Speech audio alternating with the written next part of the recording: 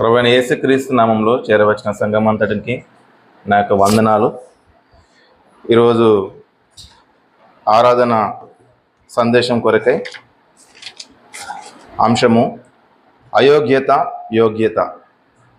అయోగ్యత యోగ్యత ఈ యొక్క అంశాన్ని మనము ప్రార్థనాపూర్వకంగా ధ్యానించుదాం. చిన్న ప్రార్థనతోనే ఈ యొక్క అంశాన్ని మనము ధ్యానించుదాం. పరలోకమందున మా తండ్రి, నీకు వందనములు, స్తుతులు, స్తోత్రములు నాయన. ఈ యొక్క ఉదయకాల సమయంలో తండ్రి ప్రభువా, నీ సన్నిధికి ప్రభువా మమ్మల్ని క్షేమంగా నడిపించినందుకు వందనాలు నాయన. ప్రభువా, ఇంకా రానైనటువంటి బిడ్డలందరినీ సకాలంలో నడిపించవలసింది ప్రార్థిస్తున్నాం. దేవమారి నాయ ప్రభా, ఇక్కడ చేరి ఉన్నటువంటి ప్రతి బిడ్డను బట్టి నీకు వందనం చెల్లిస్తూ ఉంటున్నాం దేవా. మరి ఈ యొక్క సమయంలో తండ్రి మరి నాయన అయోగ్యత యోగ్యత అనేటువంటి అంశాన్ని మేము ధ్యానించనే ఉంటుండగా నీ సహాయం వేడుకుంటా ఉంటున్నాం దేవా. నీవు కృప చూపించవలసిందిగా యేసు పేరిట ప్రార్థిస్తున్నాం తండ్రి, ఆమేన్. మంచిది. అయోగ్యత యోగ్యత ఈ యొక్క అంశాన్ని ఈ యొక్క అంశంలో మనము 3 విషయం చూస్తాము. ఇందులో మొదటిదిగా పాపి యొక్క ఒప్పుకోలు. మొదటిది పాపి యొక్క ఒప్పుకోలు. ఆదికాండము 32వ అధ్యాయము 10వ వచనం. ఆదికాండము 32వ అధ్యాయము 10వ వచనం. నీవు నీ సేవకునికి చేసిన సమస్తమైన ఉపకారములకును సమస్త సత్యములకును అపాత్రుడను కనుక నా చేతి కర్రతో మాత్రమే ఈ యోర్దాను దాటిని ఇప్పుడు నేను 2 గుంపులైతే. నీవు నీ సేవకునికి చేసిన సమస్తమైన ఉపకారములకును సమస్త సత్యములకును అపాత్రుడును. ఎట్లనగా నా చేతి కర్రతో మాత్రమే ఈ యోర్దాను దాటి తిని ఇప్పుడు నేను 2 గుంపులైతిని. ఇక 10వ వచనంలో మాట్లాడుతున్నటువంటి వ్యక్తి ఎవరని మనం చూసినట్లయితే ఇక్కడ మాట్లాడుతున్నటువంటి వ్యక్తి యాకోబు. ఈ యొక్క 32వ అధ్యాయంలో యాకోబు తన యొక్క అన్న అయినటువంటి ఏశావును కలవడానికి వెళుతున్నటువంటి సందర్భంలో ఈ యొక్క మాట తను మాట్లాడుతూ ఉంటున్నాడు. దేవునితో మాట్లాడుతూ ఉంటున్నాడు యాకోబు. 9వ వచనం నుంచి 12వ వచనం వరకు ఆయన దేవునితో మాట్లాడుతూ ఉంటున్నాడు, ప్రార్థిస్తూ ఉంటున్నాడు. ఎందుకు ప్రార్థిస్తూ ఉంటున్నాడు అంటే, దేవుడు తనని హారాను నుంచి పద్దనరాములో యాకోబు లాబాను ఇంటి యొద్ద ఉన్నాడు. అక్కడి నుంచి దేవుడు తనని తన సొంత దేశమైనటువంటి కనానికి వెళ్ళమని దేవుడు ఆజ్ఞాపించి ఉన్నాడు. ఆ మాటను మనము 9వ వచనంలో చూడగలుగుతాం. అప్పుడు యాకోబు, నా తండ్రి అయిన అబ్రహాం దేవ, నా తండ్రి అయిన ఇస్సాకు దేవ, నీ దేశమునకు నీ బంధువుల యొద్దకు తిరిగి వెళ్ళుము, నీకు మేలు చేసేదనని నాతో చెప్పిన యెహోవా. ఇక్కడ యాకోబుతో దేవుడు మాట్లాడుతున్నాడు. నీవు నీ దేశానికి వెళ్ళు అని మాట్లాడుతూ ఉంటున్నాడు. అయితే దేవుడు తనతో తన దేశానికి వెళ్ళమన్నప్పుడు యాకోబుకు భయం కలుగుతూ ఉంటున్నది. ఎందుకు భయం కలుగుతూ ఉంటున్నది అంటే, తన అన్న పట్ల తాను చేసినటువంటి మోసపూరితమైనటువంటి పనులు ఉన్నాయి. మోసపూరితమైన పనులు ఉన్నాయి. ఏంటి ఆ పనులు అంటే, తన అన్న యొక్క జ్యేష్ఠత్వ హక్కుని తాను దొంగిలించాడు. తర్వాత తన తండ్రి అయిన ఇస్సాకు వద్ద నుంచి ఆశీర్వాదాన్ని దొంగిలించాడు. ఈ 2 కారణముల చేత తను భయపడుతూ ఉంటున్నాడు. ఎందుకు భయపడుతూ ఉంటున్నాడు అంటే, నా అన్న నన్ను చంపుతాడేమో అనేటువంటి విషయాన్ని బట్టి తను భయపడుతూ ఉంటున్నాడు.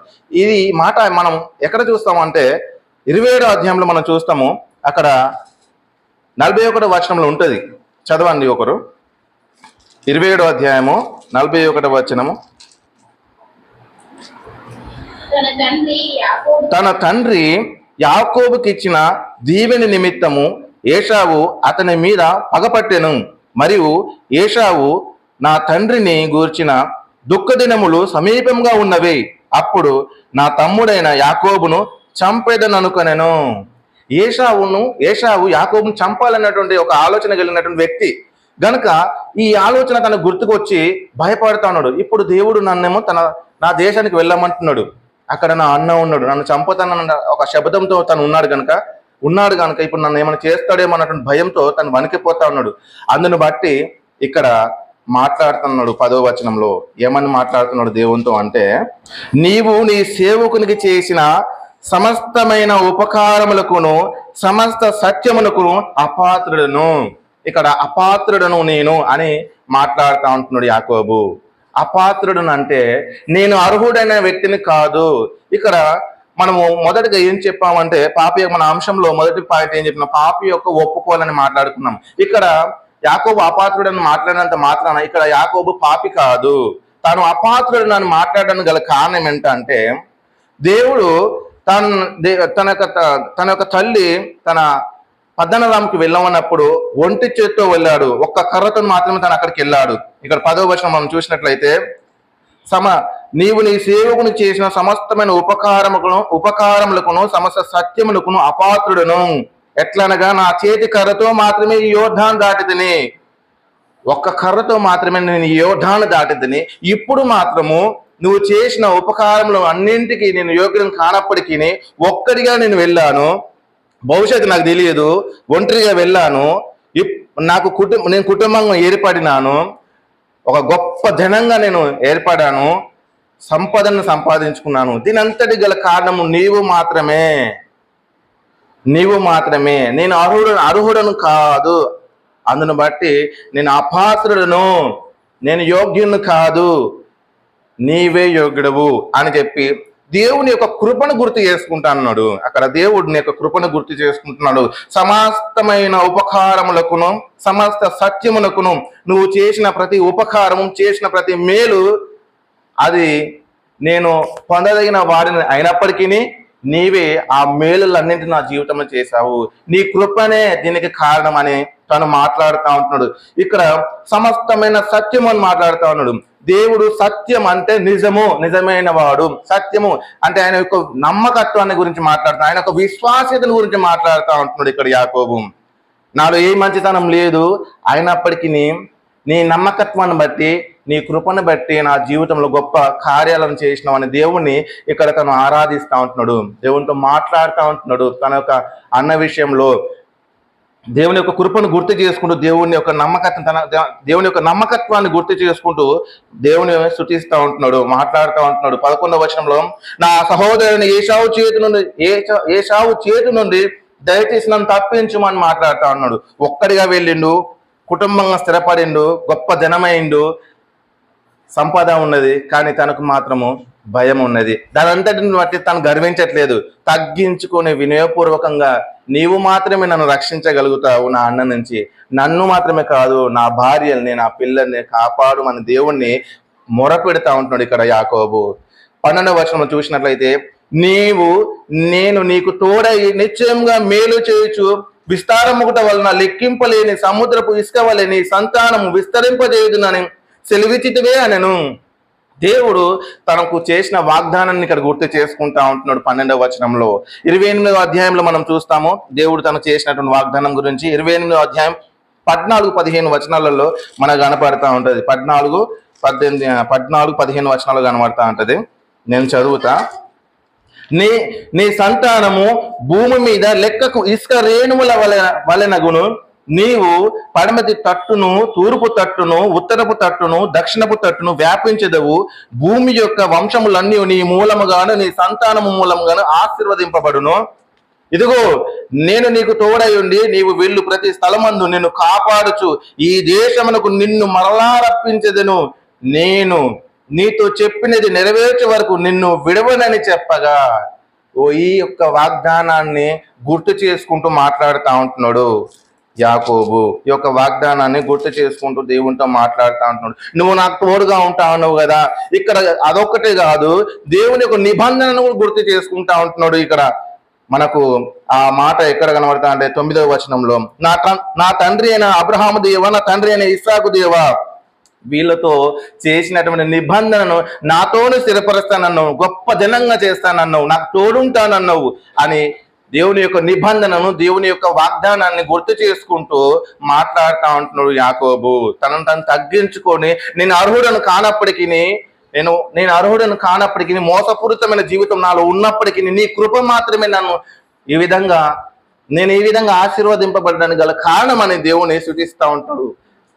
కాబట్టి ఇప్పుడు మనల్ని ఒకసారి పరిశీలన చేసుకుంటే మనం కూడా ఒకప్పుడు దేవునికి దూరస్తులమే.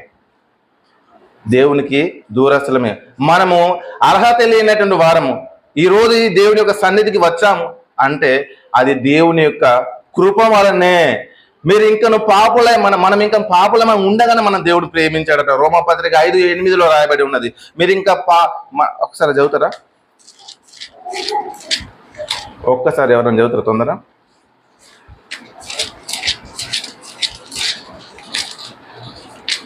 రోమపత్రిక 5:8 ఒకటి చదవండి. ఎఫెసీయుల మనం ఇంకా పాపులమై ఉండగానే క్రీస్తు మన కొరకు చనిపోయాను. ఇంకొక మాట కూడా చదవండి. ఎఫెసీయులకు రాసిన పత్రిక 2వ అధ్యాయము 1-8 వచనాలు. ఎఫెసీయులకు రాసిన పత్రిక 2వ అధ్యాయము. మీ అపరాధముల చేతను పాపముల చేతను మీరు చచ్చిన వారై ఉండగా ఆయన మిమ్మల్ని క్రీస్తుతో కూడా బ్రతికించును. మీరు వాటిని చేదురు వాయుమండల సంబంధమైన అధిపతిని అనగా అవిధేయులైన వారిని ఇప్పుడు ప్రేరేపించే శక్తికి అధిపతిని అనుసరించి ఈ ప్రపంచ ధర్మం చొప్పున మునుపు నడుచుకుంటే వారితో కలిసి మనమందరమును శరీరం యొక్కయు మనసు యొక్కయు కోరికలు నెరవేర్చుకొనుచు మన శరీరాలను అనుసరించి మునుపు ప్రవర్తించుచు కడమ వారి వలనే స్వభావ సిద్ధంగా దైవోగ్రతకు పాత్రులమై ఉంటమే. అయినను దేవుడు కరుణా సంపన్నుడై ఉండి మనము మన అపరాధముల చేత చచ్చిన వారమై ఉండినప్పుడు సైతము మన ఎడల చూపిన తన మహాప్రేమ చేత మనలను క్రీస్తుతో కూడా బ్రతికించను. కృపచేత మీరు రక్షింపబడి ఉన్నారు. మనము కృపచేత రక్షింపబడి ఉన్నాము.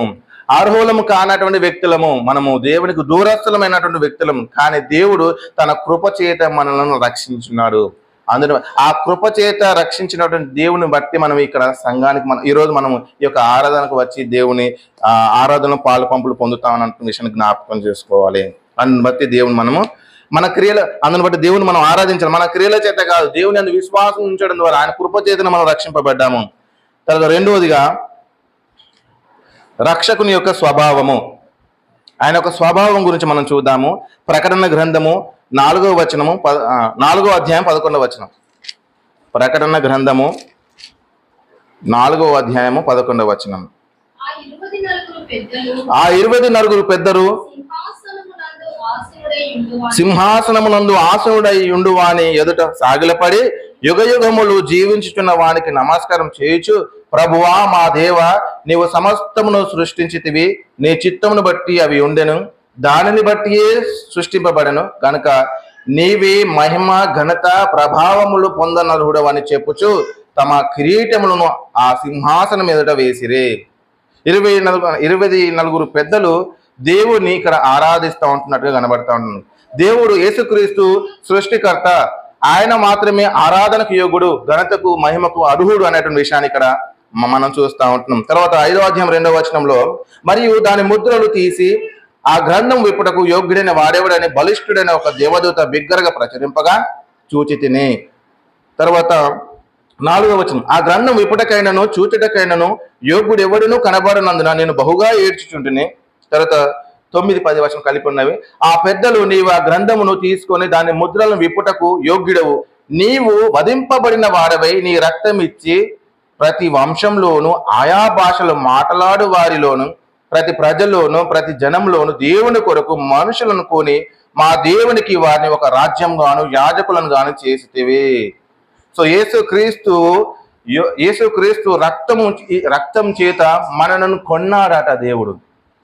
అనేక ఆయా భాషలు మాట్లాడటం ప్రజలందరినీ యేసుక్రీస్తు రక్తం చేత మనను కొన్నాడట. ఈయన అర్హుడు, ఆరాధనకు యోగ్యుడు అనేటువంటి విషయాన్ని మనం ఇక్కడ చూస్తూ ఉంటున్నాం. తర్వాత 12వ వచనంలో, వారు వధింపబడిన గొర్రెపిల్ల శక్తియు ఐశ్వర్యమును జ్ఞానమును బలమును ఘనతయు మహిమయు స్తోత్రమును పొందనర్హుడని గొప్ప స్వరంతో చెప్పుచుండరి. యేసుక్రీస్తు గొర్రెపిల్లగా మనందరిని రక్షించడం కొరకు సిలువలో తన ప్రాణం పెట్టి రక్తం చిందించి మనను కొన్నాడు. సో ఆయన అర్హుడైనటువంటి దేవుడు, ఆరాధనకు యోగ్యుడు, ఘనతకు ఆయన యోగ్యుడు, స్తోత్రము నొందదగిన వాడు, యుగ యుగములు ఆయనకు మహిమ అనేటువంటిది కలుగుటకు కారకుడు. ఈ కారణాలను బట్టి దేవుని మనము ఆరాధన చేయాలి. తర్వాత 3వ విషయము, పరిశుద్ధుని యొక్క పిలుపు. ఎఫెసీయులకు రాసిన పత్రిక 4వ అధ్యాయము 1వ వచనం. ఎఫెసీయులకు రాసిన పత్రిక 4వ అధ్యాయము 1వ వచనం, 1 నుంచి 3 వచనాలు. కాబట్టి మీరు సమాధానమును బంధము చేత ఆత్మ కలిగించు ఐక్యమును కాపాడుకొనుట యందు శ్రద్ధ కలిగిన వారే, ప్రేమతో ఒకరినొకరు సహించుచు మీరు పిలువబడిన పిలుపునకు తగినట్టుగా దీర్ఘశాంతంతో కూడిన సంపూర్ణ వినయంతోనూ సాత్వికంతోనూ నడుచుకొనవలెనని ప్రభువును బట్టి ఖైదీనైన మిమ్మును బతిమాలు కొనుచున్నాను. పిలువబడిన పిలుపునకు తగినట్టుగా మీరు నడుచుకోవాలని పౌలు గారు ఇక్కడ మాట్లాడుతూ ఉంటున్నాడు ఎఫెసీ సంఘంతో. సో పరిశుద్ధుని యొక్క పిలుపు, మూడవదిగా పిలుపునకు తగినటువంటి విధంగా జీవించాలి. దేవుడు పరిశుద్ధుడు, నేను పరిశుద్ధుడు కనుక మీరును పరిశుద్ధంగా జీవించాలని దేవుడు సెలవిస్తూ ఉంటున్నాడు. ఏంటి ఆ పిలుపుకు తగినటువంటి జీవితం అంటే కింద చెబుతా ఉంటున్నాడు, మన దీనత్వం కలగాలి. ఆయన స్వభావం ఏంటంటే ఆయన దేవుని యొక్క స్వభావాన్ని కలిగి జీవించాలి మనం. ఆయన పిలిచిన పిలుపుకు తగినటువంటి జీవితం అంటే దేవుని యొక్క స్వభావాన్ని మనం అర్థం చేసుకోవాలి. ఆ స్వభావానికి అనుగుణంగా మనం నడుచుకోవాలని ఇక్కడ మాట్లాడుతూ ఉన్నాడు. దీనత్వం కలిగి నడుచుకోవాలి, దీర్ఘశాంతం కలిగి నడుచుకోవాలి, సాత్వికత కలిగి నడుచుకోవాలి, ప్రేమ కలిగి నడుచుకోవాలి, ఐక్యత కలిగి నడుచుకోవాలి, సమాధానం కలిగి నడుచుకోవాలి అనేటువంటి విషయాన్ని ఇక్కడ మనం చూస్తూ ఉంటున్నాము. సో నేను ఇక్కడ మనం చూసేది ఏంటంటే దేవుడు మనల్ని యేసు క్రీస్తు ద్వారా మనం అయోగ్యులము, మనం యోగ్యులం కాదు, మనం అయోగ్యులము, దేవుడు యోగ్యుడు. ఆయన మన కొరకు ప్రాణం పెట్టాడు సిలువలో. ఆయన కృపచేతని మనం విశ్వాసం ఉంచడం ద్వారా రక్షింపబడ్డాము. ఆయన పిలిచిన పిలుపుకు తగినటువంటి జీవితాన్ని మనం జీవించాలని దేవుడు ఆశపడతా ఉంటున్నాడు. ఆయన స్వభావాన్ని కలిగి మనం ఎప్పుడైతే జీవిస్తామో అదే నిజమైన ఆరాధన, అదే నిజమైన ఆరాధన. ఆయన స్వభావాన్ని తెలుసుకోకుండా మనం పై పెదవులతో ఎంత ఆరాధించినా అది దేవునికి మహిమ తీసుకురాదు. ఎందుకంటే దేవునికి ఆరాధించడానికి బోలెడంత దేవదూతలు ఆయన దగ్గర ఉన్నారు. మన ఆరాధన దేవునికి ఎప్పుడు ఇంపుగా ఉంటుందంటే నువ్వేంటిదో నువ్వు గుర్తించాలి, నేనేంటో నేను గుర్తించుకోవాలి. మనం పాపులము, దేవునికి దూరస్తులము, మనము అయోగ్యులము, దేవుడు యోగ్యుడు, ఆయన ఆరాధనకు యోగ్యుడు, ఆయన సృష్టికర్త, ఆయన మనకు ప్రాణం పెట్టాడు, రక్తం చిందించాడు, మనల్ని కొన్నాడు ఆయన వారమైన సొత్తు. ఆయన కొని ఆయన పిలిచిన పిలుపుకు తగినటువంటి జీవితము మనం జీవించాలని ఆయన కోరుకుంటా ఉంటున్నాడు. అట్టి విధంగా మనం ఎప్పుడైతే జీవిస్తామో అదే నిజమైన ఆరాధన, అదే నిజమైన ఆరాధన. ఇక్కడ మనము మొదటగా మనం యాకోబును జ్ఞాపకం చేసుకున్నాం. 32వ అధ్యాయం, ఆదికాండం 32వ అధ్యాయము 10వ వచనం మనం చూసాం కదా. అక్కడ యాకోబు అదే మాట్లాడుతూ ఉంటున్నాడు.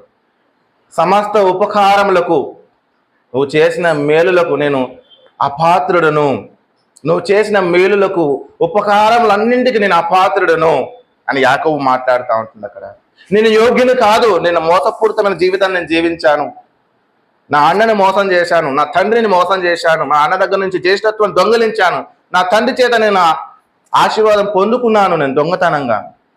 నాలో ఏ మంచితనం లేనప్పటికీ నీ మంచితనం చేత నీ యొక్క వాగ్దానం చేత నన్ను నా స్వజనుల యొద్దకు నన్ను క్షేమంగా తీసుకెళ్తానని నువ్వు వాగ్దానం చేశావు కదా, నన్ను రక్షించవా అని చెప్పి దేవుని వేడుకుంటా ఉంటున్నాడు. తనకున్నటువంటి ధనాన్ని బట్టి, తనకున్నటువంటి బలగాన్ని బట్టి అతిశయించకుండా వినయం కలిగి కేవలం నీ కృప చేతనే నేను ఆశీర్వదించబడ్డాను అని దేవునికి మొరపెడతా ఉంటున్నాడు. దేవుని విశ్వాస్యతని బట్టి ఆయన ఆరాధిస్తూ ప్రార్థిస్తూ ఉంటున్నాడు. కనుక మనమందరం కూడా మన స్థితి ఏంటిదో గుర్తెరగాలి.